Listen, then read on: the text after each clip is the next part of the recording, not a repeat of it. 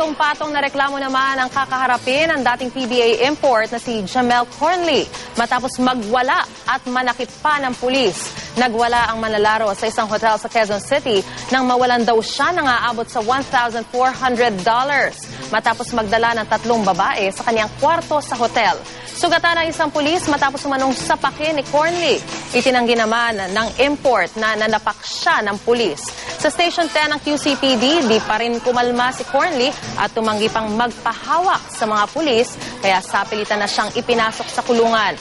Kabilang sa mga reklamong isasampalaban sa kanya ang direct assault, malicious mischief, alarm and scandal, resisting arrest at disrespect to person in authority. My money. I don't know who stole my money. I just know that I had $1,400 stolen from me. Yung direct assault po, dahil sinapok niya yung pulis natin, makukulong na po siya ron. Plus yung mga damage sa property na nangyari.